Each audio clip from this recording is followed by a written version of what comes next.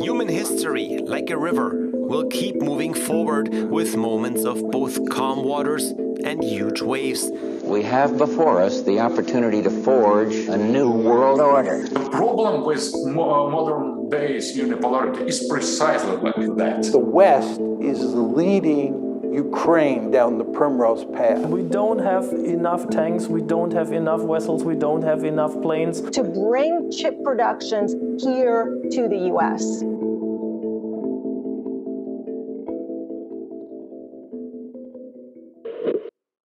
I'm Andrew Collingwood. I write for Bournebrook magazine and other online outlets on geostrategy, economics, and British politics.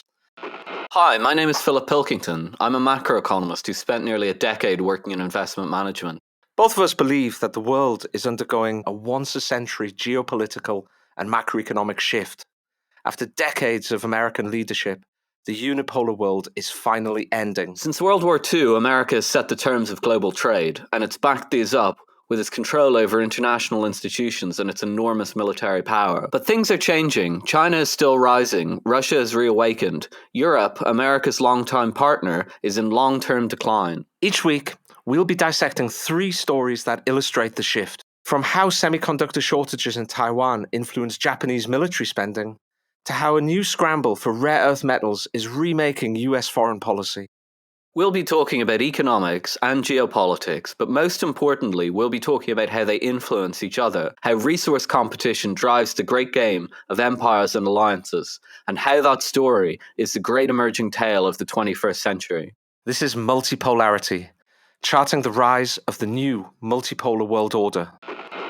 Coming up this week, a new report suggests that the Chinese might be about to bankroll a naval base in Argentina. As the Green Revolution takes hold, can we even build the supply lines for the huge quantities of metals and minerals we'll need? But first, is the World Trade Organization crumbling? The Wall Street Journal this week had a very instructive article, I thought, because it's in the Wall Street Journal and it was written by the chief economics commentator of the Wall Street Journal. This article argued that the WTO, the World Trade Organization, is crumbling as an arbiter of free trade. Most people know that the WTO sets the rules for free trade, but it also acts as a dispute resolution mechanism. So when 2 countries have an argument about what's fair within the system, the WTO can resolve that. Last month, the WTO ruled against the US not once but twice. And the US has simply swatted aside these rulings. The first one was about Trump-era tariffs on steel and aluminium. And the second one was a US requirement that products made in Hong Kong had to be marked as made in China. And the WTO ruled against the US on both of those counts, said that it had violated its obligations within trade agreements. Now, the Wall Street Journal tried to kind of pin this on China, tried to say ultimately this is China's fault because for ages now they've been gaming the system. I would argue, though, that that's something of a canard, okay, because the US has been quite happy for China to undertake in these restrictive and preferential practices for decades now. It's been well known what the Chinese do in terms of trade, but America's been perfectly happy on that because it supposedly believes in free trade. Now, however, that the US has decided that China is a geopolitical threat, all of a sudden these trade practices become a problem. And the Wall Street Journal claims the US has lost patience with the WTO's ability to tame China and bring it into the system. I don't think so at all. I think that this is another chess piece that's being played in the geopolitical game at the moment. I'm not sure how you feel about that, Philip.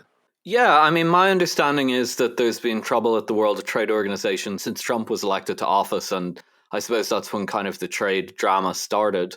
I think the China actually won an arbitration against the US on some of the Trump-era policies. I think it's as you say. I mean, these complaints against China, which we've been hearing since the Trump era, they've always been a little bit thin, I think. I mean, not to say that the sentiment behind them isn't real. I think there are obvious reasons why an American would be concerned about losing a great deal of their manufacturing base to China.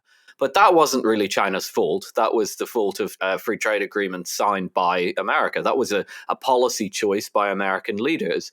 And I think during the Trump administration, there was an increasing tendency to kind of spin it as if it was China's fault.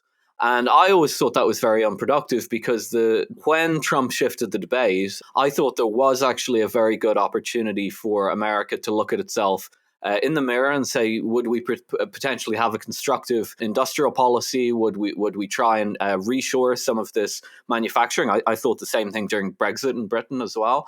But it did deteriorate, I think, over time, partly due to Trump's personality, I'd say, but also for other reasons. And it deteriorated into kind of this blame game. But the fact of the matter is that currency manipulation and so on, it's always an unusual thing to kind of classify. There's always currency pegs. There's always currency interventions. There was famously in the 1980s, there was the Plaza Accord and the Counter Plaza Accord with China. This didn't violate any World Trade Organization principles. With Japan, right? Excuse me. Sorry, with Japan. So it really seems to me that the things that the US are now doing, I mean, the most obvious being the recent chip ban, these are kind of blatant acts of economic warfare. Now, whatever the World Trade Organization allows, it is certainly there to stop and prevent trade wars, because when it was put into place by the Americans mainly in the form of GATT after World War II, it was explicitly put in place to stop the protectionist trade wars of the sort that we saw in the 1930s and that contributed to and or caused the Great Depression. So I think we really are moving toward those type of policies now, with the US taking the lead on pursuing them. And so I think this kind of false equivalence that maybe Greg Ip in the Wall Street Journal is putting forward is just that. I mean, it's comparing apples and oranges, I think.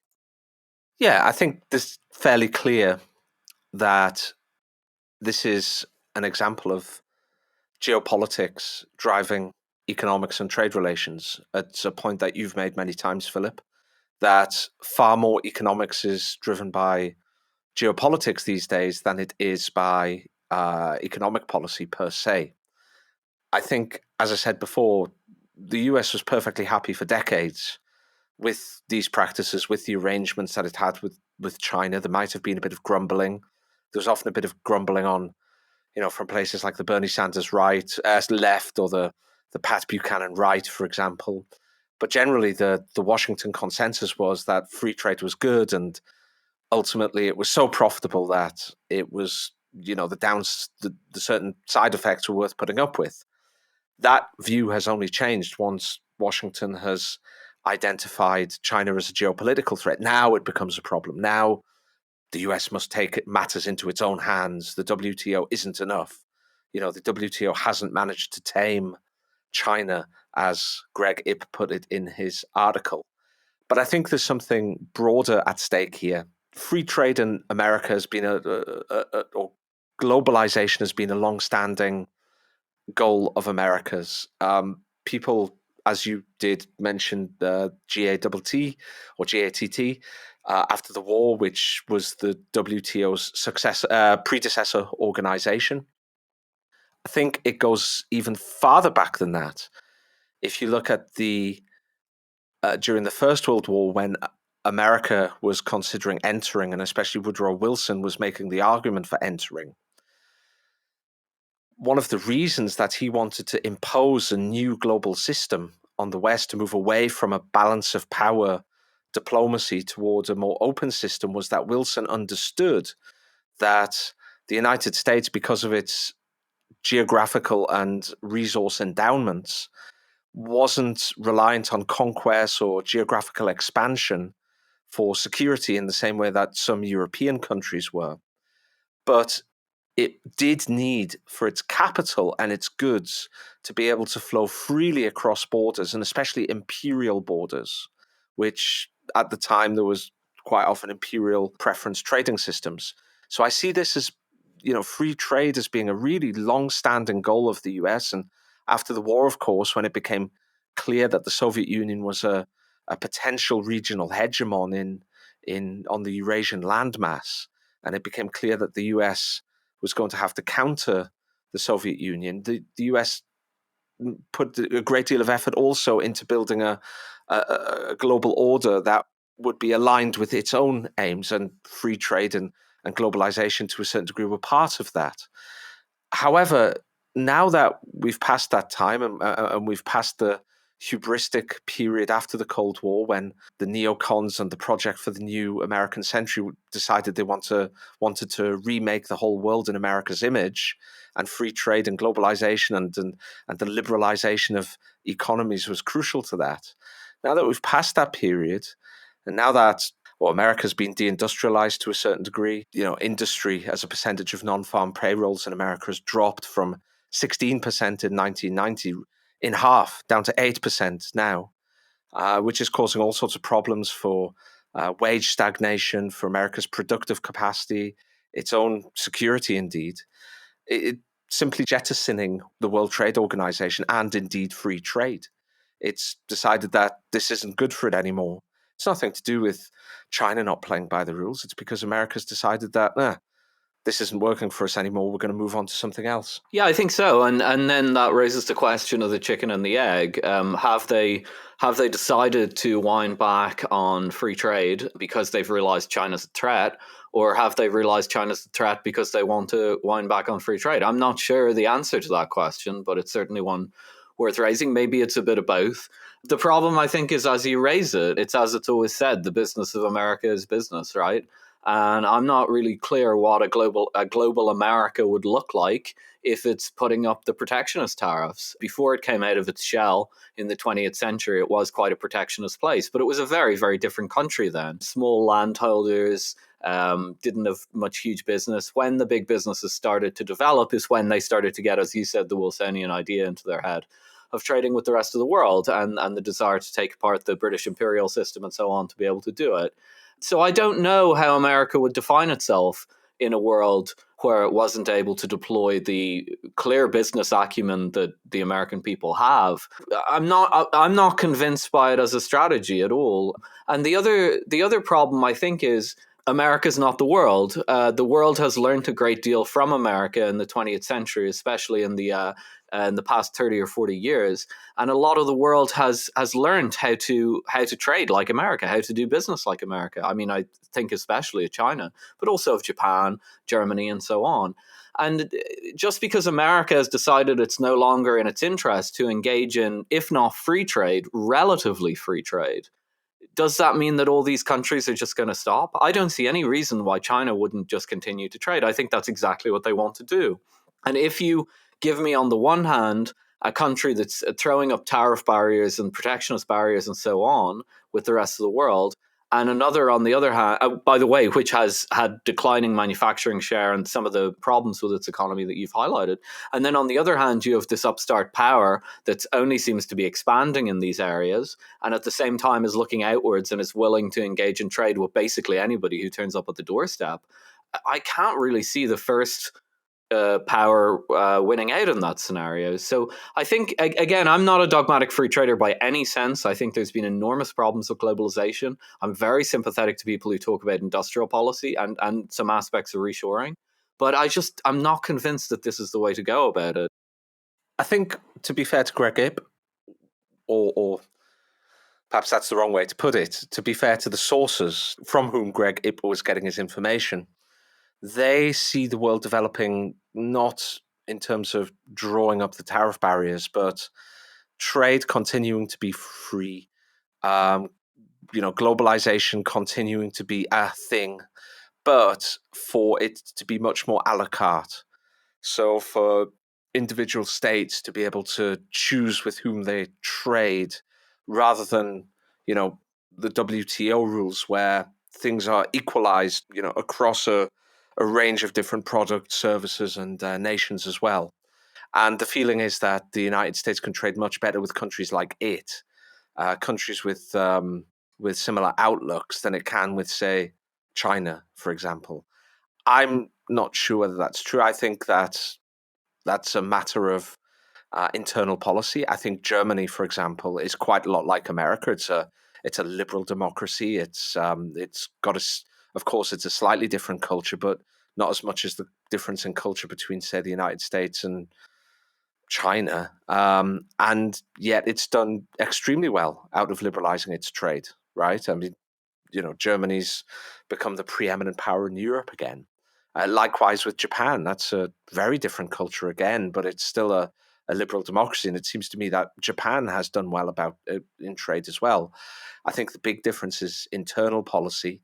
And I see all of these issues related to the WTO as being driven by geopolitics, not driven by trade. Otherwise, this would have happened when these things were obviously a problem 20, 30 years ago. It wouldn't have taken them a quarter of a century to come to terms with them and do something about it. I mean, maybe, but ultimately trade, I know obviously trade and geopolitics is interrelated, hence the podcast, but ultimately it is a kind of a separate thing. If you want to pick and choose who you do business with based on your friends or your enemies, you're not going to do as good business as the guy who's non-discriminatory. I mean, what you're talking about is a form of discrimination. I don't mean that in some pejorative sense to beat up on a country that wants to engage in it. I just mean that is the way to think about it. And if you have two little villages and one of them engages in discriminatory commercial practices and the other has an relatively open market, the one with the relatively open market is going to do better. So this is again the problem of obviously you want to take economics into account when you're engaging in geopolitical calculations. But if you allow geopolitical calculations to completely override economics, you'll get very, very bad economic outcomes. And by the way, vice versa, because we're recorrecting from the opposite vice, which is to allow economics to overly dominate your geopolitics. But if you were to put a gun to my head and say which is worse, letting economics override your geopolitics or letting geopolitics override your economics, it's the latter. I'm almost certain it's the latter. I think you can live with too much economics overriding your geopolitics. If you really go heavy on trying to control economic trade and all that kind of thing in line with strict geopolitical goals, I think the law of unintended consequences is going to jump out from every corner. All that glitters is green. Well, it's interesting you should say that, but because I was also reading an article in 2 articles in a week. You'll be amazed to hear that somebody born in Tyneside can manage that, Philip. But I was reading an article in Foreign Affairs magazine, which is essentially the US foreign policy establishment's in-house journal. It was pointing out that the Biden administration has now made several commitments in relation to the environment and climate change in areas such as electric vehicles and renewable energy, and becoming much more involved in the COP conferences. It also pointed out that the European Union, Japan, South Korea, and even China have made varying degrees of similar commitments. However, the problem with that is, even if some of our listeners might disagree, some of our listeners might agree, but let's just say that at the moment, for the purposes of this argument, that climate change is real, it's anthropogenic in nature, and there is something that mankind can do to change it or curtail it or reverse it. Let's accept those points for now.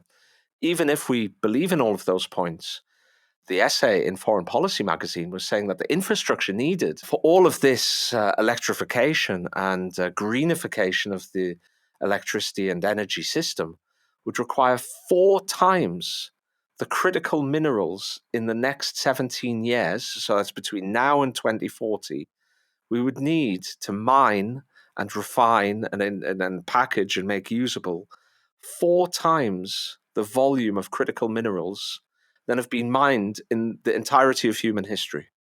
So this includes things like copper, nickel, cobalt, lithium.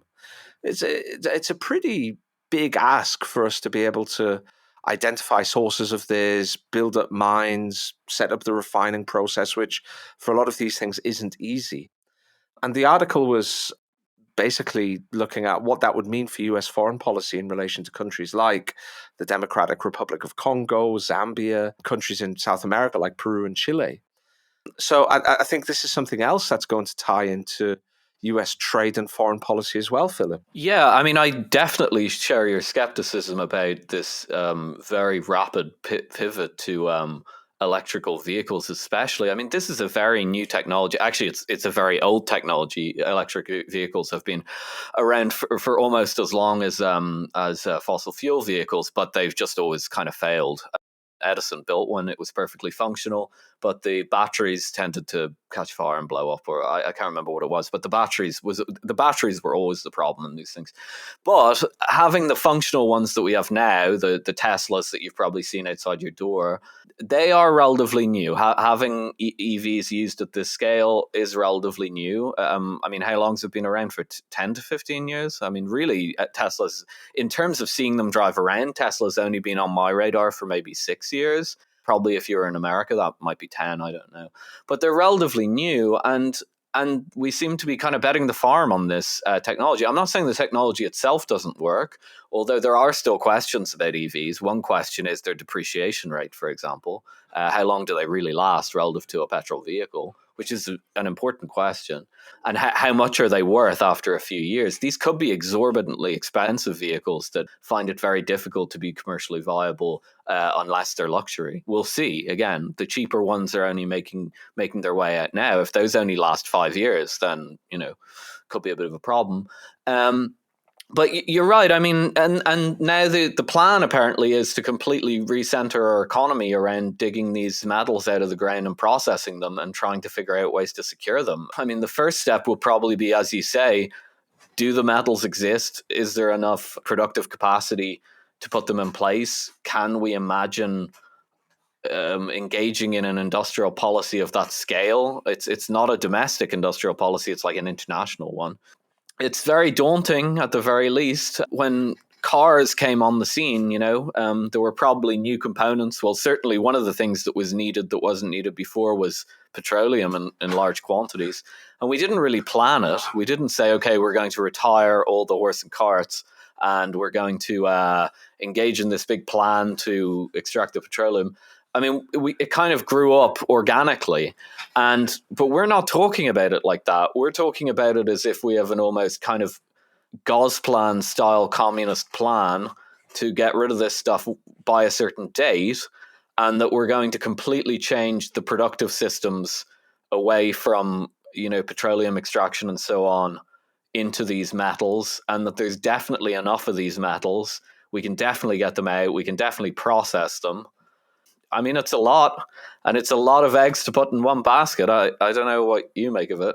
Well, yeah, I'm very interested in what it means geopolitically as well. So, let's put ourselves in a position by, say, 2040, 2050, when we should be a fair way. I mean, even if we're a bit late compared to the Gosplan, as Gosplans usually were, we're still going to be at that stage tremendously reliant on electricity and on batteries for short-term electricity storage, and perhaps hydrogen or liquefied air for grid-scale storage. We're going to have mostly renewable energy. We're going to have millions of kilometers of copper wiring in, even small countries, because everything's going to be electrical. What does that mean for foreign policy? And we were tremendously reliant on the Middle East for much of the second half of the 20th century. And in fact, in 1973, with the Yom Kippur War, in retaliation for US and Western support for Israel during that war, they went a long way to hammering Western economies. They caused a tremendous inflation. They caused economic hardship within the system by forming a cartel and ramping up the price of oil and gas. Is it possible that we have nickel producers or copper producers or producers of green energy related things? I mean, Britain's planning a huge solar farm in Morocco, I believe, at the moment, and is planning to build an interconnector from Morocco through the Atlantic, I guess across the Bay of Biscay all the way to Britain to draw energy from this. That kind of makes us reliant, and I don't see why what happened with oil in the second half of the 20th century can't happen with these metals and certain key components, rare earths, for example, in the middle and the second half of the 21st century. And I could imagine a situation where there were similar outcomes, essentially. Yeah, but I'll tell you one thing that's very, very different. It's kind of related to my last comment that this prior to this, when we transferred from horses effectively to petroleum vehicles, it was an organic development, and the geopolitics followed the economics. As the petroleum became clearly more important because there was more demand for it, then the geopolitics pivoted to take an interest in these oil-rich regions. I think the real danger here is actually foreign policy people reading foreign policy magazines, because Foreign Policy magazine is telling us what's going to happen in the future. They're telling us that the EV revolution and that the green revolution is definitely going to work. It's 100% going to work. It's not just going to work for us. It's also going to work for China. It's also going to work for Russia. And that basically kind of the implication that you draw from this is that you'd go and you'd try and pivot, I suppose, your foreign policy toward the regions that have the metals and the rare earth materials that you're talking about. Well, okay, let's say you spend the next 10 years doing it and none of it works out. You see, those are the dangers in making predictions like this. A lot of the time, if you're back in the 1960s and you see, the Jetsons and all that, and everyone kind of thinks we'll have moon bases by 1985 or whatever date they put on it. I mean, people really did think that, and we kind of snicker at it now, but it wasn't that absurd. I mean, a man had just gone into space. They just landed a man on the moon a few years later. I mean, maybe you could have these colonies or whatever, but it didn't work out that way. And I'm still waiting for my hoverboard from Back to the Future 2. Right. I mean, I remember David Graeber, the anthropologist, used to say, "Where's my flying car?" I mean, it's all well and good to have these ideas in your head, but a lot of the time they don't work out. Now, imagine if we'd made Cold War policy based on the idea that we were definitely, not maybe, definitely going to have colonies on the moon. So we started retooling our military structures so that they'd be moon capable. So like everyone would watch Moonraker and they'd say, okay, that's exactly what we need to do in foreign policy terms. I think the Cold War would have had a very different outcome if the democratic nations had done that. So I do kind of worry that the people might be making predictions that might be slightly too big for their boots here. China's gaucho adventure. The Argentinian currency swap with China is back in the news. They've renewed it again, and it's got a lot more fanfare this time, actually. I think it flew under the radar before. The currency swaps between Argentina and China go back to 2011, actually, when Christina Kirchner was president. So far as I can tell, back then they were mainly to do with easing trade between China and Argentina, because Argentina is obviously an enormous soybean producer, and the Chinese eat a lot of soy. Last time it was renewed was in February 2022, last year. It was coupled with a large spate of Belt and Road investments, so it kind of had a kind of conditionality attached to it. The interesting thing to ask about this, and I say ask because I don't know, no matter how much I read up about it, I can't tell, is this a normal currency swap, or is it some sort of subsidy from the Chinese to the Argentinians? So just to get a little bit boring here, the way a currency swap usually works, currency swap lines between central banks or state actors, is that a central bank, let's say the United States Federal Reserve, will open up a swap line of dollars with the European Central Bank. And that will be a completely liquid stream of dollars that can be bought with euros from the ECB at the market rate, right? Now, what's important about that swap line is it doesn't impact the currency itself. So if the ECB print up lots of euros and buy lots of dollars in the swap line, that should, in theory, drive down the price of the euro and raise the price of the dollar. So that's usually the way a swap line works, and usually it's just for liquidity provision, right? It's just to ensure that there is a deep enough market. But all of the news reports that I've seen around the Yuan peso swap seem to suggest, both the Chinese and the Argentinians officials seem to be suggesting that this will help prop up the peso. And they also see it as a way of building their ever-dwindling foreign exchange reserves. Their foreign exchange reserves are constantly dwindling because the peso is constantly falling, and so they have to intervene in the market. So usually a currency swap arrangement shouldn't be kind of a subsidy, shouldn't be an attempt by the the Chinese to prop up the peso. Usually a loan would be used but for that, a hard currency loan or something like that. But all the news reports around this seem to suggest it is some sort of subsidy. So I don't know if it is or not, but it seems from the reporting that it is, in which case it is kind of a charitable giving on the part of the Chinese. So why would they do it? I mean, that's kind of the question. I found some Chinese reports on this, and they seem to be suggesting that the CCP, the Chinese Communist Party, see Argentina as a test case for getting yuan to be held as an FX reserve. It's been a long-term test case. They've obviously identified Argentina because it's a large trade partner because of the soy exports to China.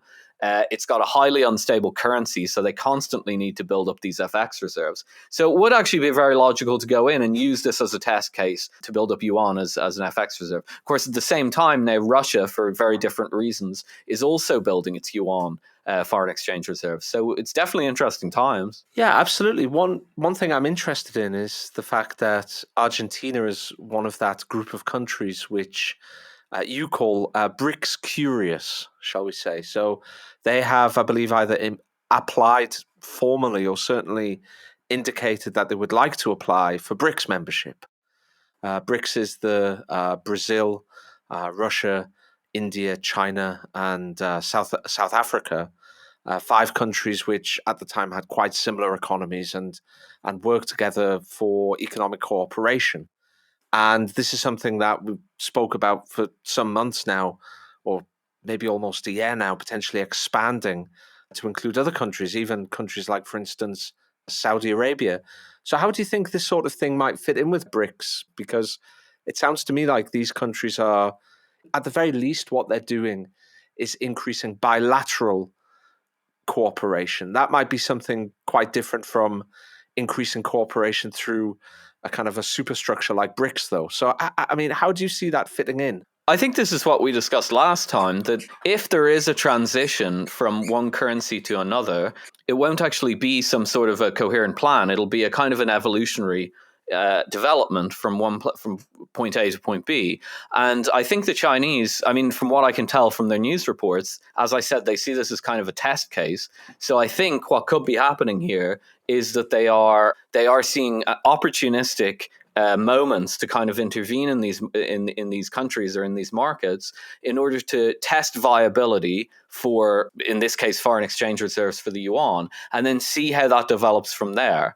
All the stuff that's going on right now, from the gold purchases we saw last week to an aggressive attempt to get the yuan accepted as a foreign exchange reserve, all of this seems to be part not of a plan, but of a broad kind of march. I'd say it represents the desire on the part of these countries to move away from the current system. And so we'll see a kind of gradual step-by-step. Yeah, one of the things that I thought was interesting as well was simultaneously this week, or perhaps at the end of last week, there was a report that the United States was getting very nervous about the Argentinians buying Chinese fighter jets because the Chinese wanted, in order to sell the Argentinians these fighter jets, these quite modern fighter jets, they wanted to build a naval base on the southern tip of Argentina, that kind of point where it meets Chile right at the bottom, and below that you've got Antarctica, which indeed is the reason that China wants to build a naval base there, is access to Antarctica. The Americans had apparently approached the Brits and asked if it was okay to sell the Argentinians F16s, because, of course, Britain tries to ensure that no modern military equipment can be sold to Argentina because of their continuing desire to take the Falkland Islands, which is sovereign British territory. The US have said, well, look, if they don't buy F-16s off us, they will buy Chinese fighter jets. And in addition to that, the Chinese will get a naval base for that. And I thought that was quite interesting because I've long thought that as Britain seems to try to, or seems to want to be the fifth wheel of the American wagon all the time, no matter what America does, whatever interventions and foreign adventures it gets involved in, Britain seems to want to be involved. It wants to please its imperial overlord, I suppose. And I've often thought that for a small country, I mean, America has got a fair bit of weight and heft and military and economic power to strike back if a country tries to signal its displeasure with the United States. But Britain is far more vulnerable, and one of its vulnerable spots is the Falkland Islands, right? So I've often thought that if Russia or China wants to punish Britain for Britain's involvement in US machinations in the South China Sea, for example, one of the easiest things to do would just be to give the Argentinians a whole bunch of free armaments. I mean, Britain has far greater defenses on the Falkland Islands now than it did have in 1982 before the invasion, where there was very little there. I mean, we have a battalion, we've built a long airfield, we have early warning radars, we have anti-air assets there, I believe, as well. But that's not the point. The point is, if you keep arming Argentina, the cost of holding on to the Falkland Islands for Britain, or the cost of providing a credible deterrent, goes up and up and up and up. And I guess eventually the hope would be that Britain thinks it's not worth it anymore. So I think all of these things with Argentina are interesting, and it even has an effect on Britain as well. Yeah, I saw some further reports this week. They weren't terribly well sourced, but they were about the naval base as well. And they were discussing, I think it was in the Express here in London, they were discussing a prominent Chinese businessman lobbying local officials in the Tierra del Fuego district for this Chinese base. I guess that's the southernmost tip one. I guess that would be the logical place to put it. So I mean, if they're talking to local officials at this stage, it probably isn't at any, serious point. But I suppose they're from what you're hearing and from what these reports are saying, there does seem to be some logic to it. I can certainly see what you're saying about the Falklands. It would be a good way to trawl Britain, as it were. But I wonder, I mean, you're usually better on this than me. I wonder, do you think that's the only reason? I mean, surely there's good military strategic reasons for them to want a naval base in that region, right? Not really. Not since the Panama Canal was built has that been an important naval choke point. So the Cape of Good Hope on the bottom of Africa is still a naval choke point because, the largest size of oil tankers still can't get through the Suez Canal. You have these like Suez Max tankers in general.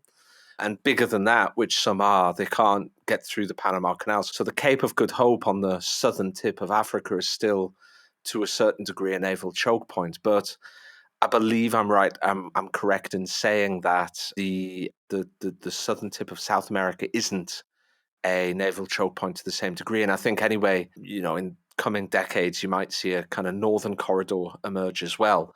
I mean, I think the main reason for the Chinese to want a naval base there in particular would be for access to the Antarctic, which they don't have to the same extent as most of the Western powers, right? And there might be, resources and science and all of this sort of thing that China would want to be involved in the Antarctic, especially if that ice shelf starts to melt a little bit.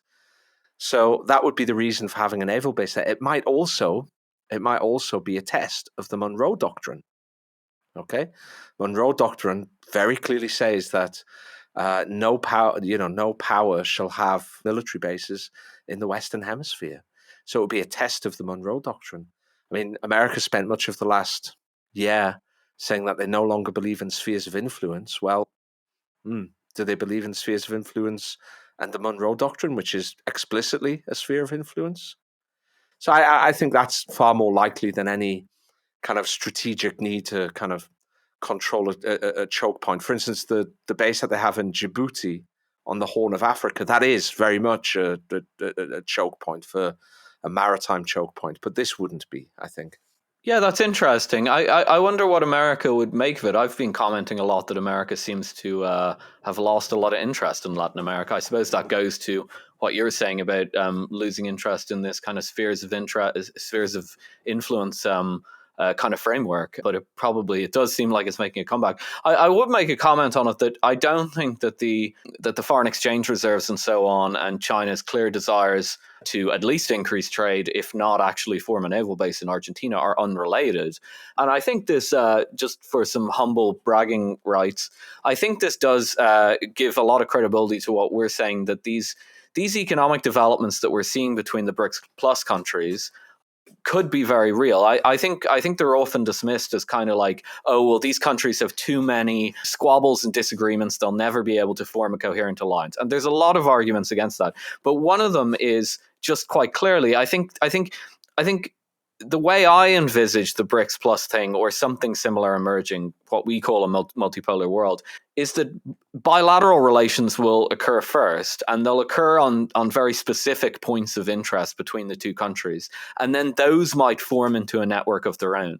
I don't see it as kind of a top-down formation of a bloc like the Soviets did and the democratic countries did after World War II. But the fact that they are ramping up this peso Yuan arrangement at the same time as they're exploring a naval base, I think speaks volumes.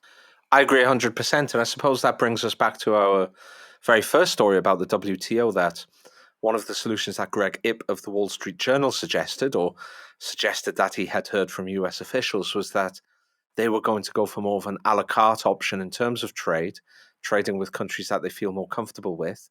And here we are now as well. The BRICS countries are also starting to form bilateral arrangements as well. It seems to me very much that we could slip back into a kind of, the world, well, the world's becoming multipolar in a single word, I suppose, Philip.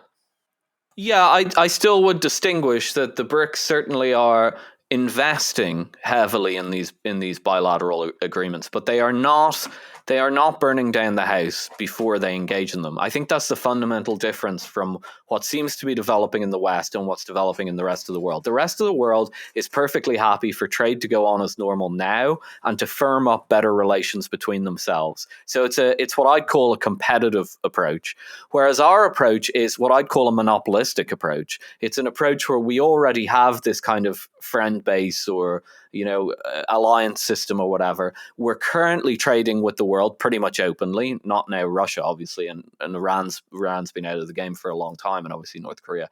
But the so-called pariah states have been, up until the Russian sanctions, fairly minor players. But now we're kind of saying, oh no, we're going to pick and choose. And we feel like we can pick and choose because we're the incumbent, we're the monopoly, we're the incumbent. And I'm very skeptical of that approach. I think the best approach is effectively what the Chinese are doing. They're saying, okay, we're open to business, our doors are open for business, but we're going to compete really, really hard to get your business. And that's what America used to do very well. And I hope we don't lose it. Well, I think we are already and have lost it. I think that trade in general has been very foolishly undertaken. If you look at the Southeast Asian economies, which have done extremely well, they thought very hard about how they could pay their way in the world, how they could gain competitive advantage in this world. We don't have to look at countries like China, which are far more controversial in the way that they went about it, but countries like Japan and South Korea and Singapore, their governments were not indifferent in the way that our governments were indifferent about what was made by whom and by where their competitive advantages were going to come from, how they were going to create jobs, how they were going to climb technology ladders and create value within the systems. They thought very carefully about that, and they were very effective in enacting policies that would allow them to be successful in the free trade world. We, on the other hand, have been utterly indifferent and just assumed that free trade would be a good in and of itself, and we should just let it rip. And we've seen our industrial base collapse. I mentioned numbers earlier on with the United States, where industry used to be 16% of non-farm payrolls in the United States, and now it's only about 8%. We've seen wages stagnate for the benefit of the Southeast Asian countries, which have seen tremendous growth because they've actually thought about it. And I think we're really slipping from the sublime to the ridiculous here. We've gone from this kind of indifference to almost it's not really indifference, but it's it's the flip side of the same coin, where now we're just, thinking about pulling up the tariff walls because we don't like your government, in effect. And again, this is the wrong way of going about it. Exactly as you say, it seems to me that some of the BRICS countries are actually thinking about this, saying, okay, we're going to In the same way that we built up our industries and then took advantage of free trade, now we're going to build up bilateral relations, and then maybe we can talk about things going into degenerating into trade blocks, whereas we're just pulling up the drawbridge, right? Yeah, I think the best way to phrase it would be we've gone from indifference to frustration, and now we're acting out our frustration. Well, ask anyone who's become frustrated before if they engaged in productive activity while frustrated. You probably don't. You probably want to go and take a breather and cool off and see where you can fix the situation and see where you can't and make some more rational decisions. I'd hope that's where we go.